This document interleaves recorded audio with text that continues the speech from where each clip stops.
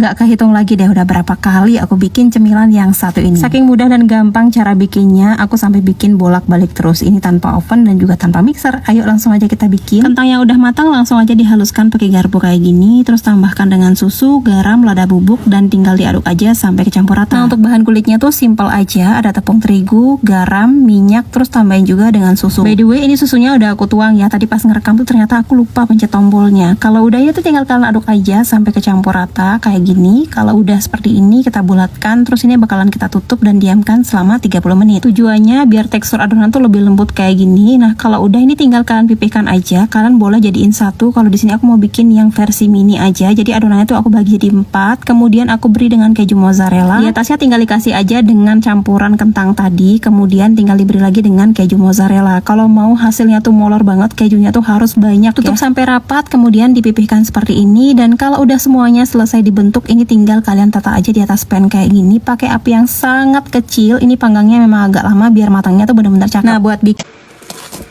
udah denger kan suaranya, luarnya kriuk, dalamnya lembut. Pokoknya ini enak banget, kalian wajib banget buat cobain. Selamat mencoba. Modal kulit lumpia disemproti telur kalian kayak gini aja bisa jadi ide jualan yang menguntungkan. Untuk bahan pertamanya di sini ada selada diiris tipis kayak gini. Kemudian ada sosis juga. Untuk sosisnya dipotong kecil-kecil memanjang kayak gini ya.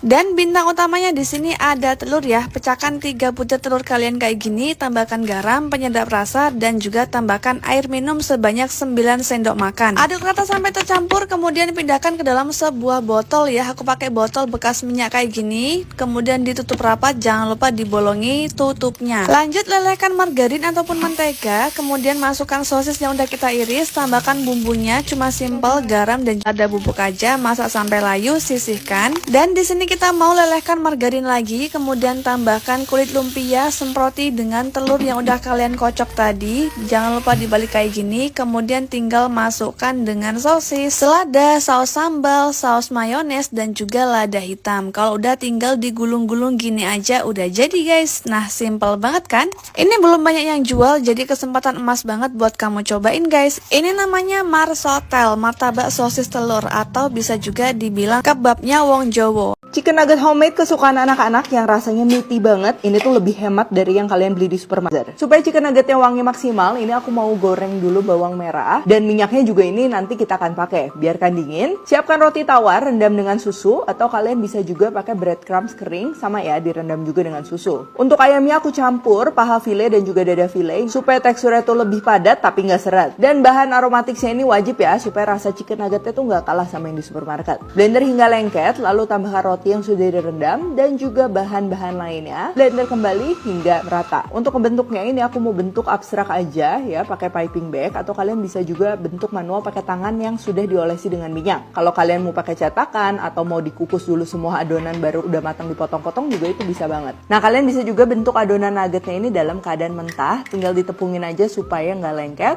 Lalu celupkan ke tepung basah dan tepung keringnya. Bisa pakai bubble crumbs ataupun pakai breadcrumbs. Untuk resep tepung basah aku udah tulis di caption, atau selengkapnya nanti aku akan share di YouTube aku ya. Nah, untuk yang dikukus juga sama, tinggal kita lapisi aja dan siap dibekukan atau langsung digoreng.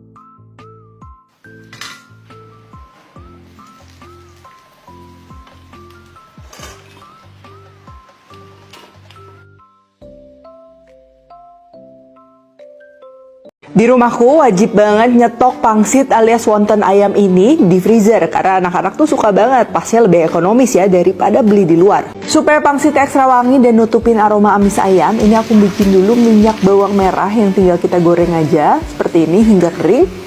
Dan kalau suka bisa tambahkan daun bawang, cuman tumisnya ini sebentar aja ya supaya hijaunya tuh dia masih cerah. Biarkan dingin, sekarang bikin adonan ayamnya. Mulai dari bawang putih yang sudah diiris-iris, lalu ayamnya ini setengah aku mau halusin, setengah lagi nanti chop kasar. Bumbu-bumbu juga ini masukin ya, lalu chop hingga halus dan juga lengket. Nah, kalau udah kayak gini baru kita masukin sisa daging ayamnya beserta bahan-bahan lainnya. Kalau kalian suka lembut, ini bisa tambahkan air, tapi kalau lebih suka padat, airnya ini bisa di skip. Oh iya, kalau kalian mau campur udang atau ebi, itu juga bisa ya, pastikan aja resepnya disesuaikan. Untuk pangsit rebus, aku lebih suka kulitnya pakai yang tipis seperti ini. Kalau kalian mau bikin sendiri, aku udah pernah share resepnya di YouTube channelku. Nah, kalau udah kayak gini, bungkusnya kalian bisa membentuk wonton seperti ini atau bisa juga dilipat biasa, itu sesuai selera. Nah, kalau mau simpen dalam keadaan mentah, pastikan oleskan dengan sedikit tepung maizena atau tapioka. Taruh di wadah yang sudah dialasi dengan plastik. Kalau kalian mau tumpuk, jangan lupa alasi kembali dengan plastik dan jangan terlalu penuh ya, karena nanti bakalan lengket.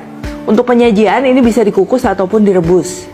Mohon maaf banget nih buat yang request resep kue kering beef cotel. Menurut gue ini sama-sama mewah tapi lebih save time. Plus berantakan pun enggak masalah, itu yang paling penting. Pokoknya ini semua bahan kita potong, terus makaroninya kita rebus dulu cukup sampai 80% mateng. Buang air terus campur sama sedikit mentega supaya dia nggak lengket. Lanjut tumis bombay sampai mulai layu, masukin bawang putih, masak lagi sampai harum, baru masukin cornet. Kita masak cukup sampai dia nggak gumpel lagi, baru masukin smoked beef sama sosis, baru kita tumis sampai semua daging itu bener-bener mateng. Untuk white sauce, mentega, terigu, terus mestinya bareng lada sama pala sih, cuman ini gue lupa. Kita aduk-aduk aja sampai dia tuh mulai kayak gitu, baru kita tuang susu perlahan-lahan sambil diaduk supaya dia nggak gumpel. Nah, ini gue masukin lada sama palanya telat, jadi dia tuh agak menggumpal, kurang bagus. Masukin garam sama kaldu bubuk dikit aja, kita masak sampai kental, baru kita assemble semuanya. Sausnya kita pakai cuma sekitar 2/3 aja maksimum sama mozzarella parut. Nah, ini kita aduk sampai rata, baru kita masukin telur. Sebenarnya tuh kalian nggak perlu ngikut ya, telurnya tuh seberapa banyak terserah, yang penting teksturnya itu pas. Soalnya kan ukuran telur juga beda-beda kan. Nah, kalau tekstur udah pas kayak gitu, baru kalian masukin ke loyang atau wadah tahan panas, tutup pakai sisa white sauce, parut keju cheddar, terus kita panggang. Untuk durasi panggang juga tergantung loyangnya segede apa dan oven yang kalian pakai. Tapi tinggal panggang and you're done. Kalau kalian notice di sini gue emang nggak pakai saus bolognese karena lagi pengen yang creamy-creamy.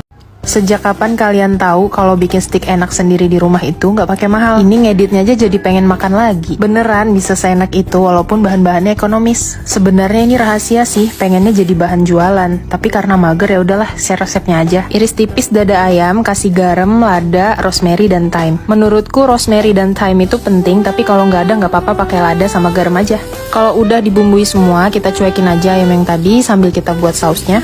Tumis bawang putih dan bawang bombay lalu masukkan susu UHT, seasoning dengan garam, lada, kentalkan dengan maizena atau terigu. Kalau udah pas rasanya masukkan daun bayam terus matikan api. Panaskan dulu grill pan atau teflon, beri margarin atau butter, masukkan daging ayam yang tadi dan juga bawang putih sambil disiram-siram gini ya. Dipanggang sesuai dengan tingkat kematangan yang kalian mau. Jadi deh, request ya.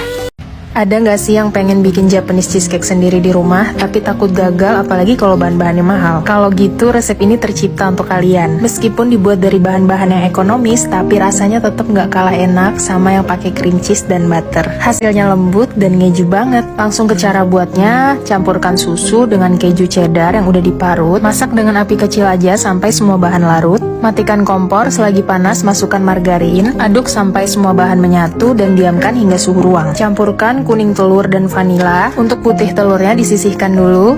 Aduk dengan whisker sampai semua bahannya rata. Masukkan cairan keju yang tadi kita buat tapi udah suhu ruang dan aduk kembali. Masukkan tepung terigu yang udah diayak supaya nggak menggumpal dan aduk kembali. Sekarang kita buat meringuenya. Campurkan putih telur dan jeruk nipis. Pertama pakai kecepatan sedang dulu. Kalau mulai berbusa baru masukkan gula pasirnya bertahap. Mixer sampai putih kaku dan ada jambulnya kayak gini. Sekarang tinggal disatukan aja adonan putih telur dan kuning telurnya. Campurkan bertahap supaya nggak susah menyatu. Aduknya pelan aja, jangan terlalu bersemangat dengan teknik lipat aja. Kalau terlalu kuat nanti adonannya kempes dan bantet. Udah, simple kan? Tinggal dituang aja ke loyang yang udah dialasin baking paper. Untuk teknik dan tips memanggangnya ada di caption, supaya nanti hasilnya anti gagal. Kalian harus baca caption, karena di video nggak cukup durasinya. Agak kurang mulus karena tadi baking papernya ketinggian. Tapi ini enak banget. Saya mau ucapkan terima kasih pada mamang-mamang yang jualan es ini sudah bocorkan resepnya. Katanya pertama kita siapkan nangka yang sudah matang, kemudian kita potong-potong sesuai selera. Nah, setelah nangkanya sudah kita potong-potong, kita siapkan juga buah alpukat secukupnya. Di sini saya cuma menggunakan 2 buah yang sudah matang ya. Kemudian ini juga kita potong dadu atau disesuaikan saja. Kemudian ini kita sisihkan dulu dan kita siapkan juga biji selasi sebanyak 1 sendok makan dan kita rendam air, boleh menggunakan air panas atau dingin. Masukkan 250 ml susu UHT dan 500 ml susu evaporasi, tambahkan kental manis secukupnya. Lalu kuahnya kita aduk-aduk hingga tercampur rata, tidak usah menggunakan gula lagi ya. Setelah kuahnya ready, kita masukkan buah nangkanya dan alpukatnya tadi, tambahkan juga nata de coco jika ada. Jangan lupa dimasukkan biji selasinya biar lebih menarik. Kalau mau ditambahkan es batu boleh banget. Setelah itu kita kemas ke dalam tempat atau wadah yang cantik seperti ini. Selamat mencoba ya, semoga resep ini menginspirasi. Jangan lupa di-share ke teman kalian.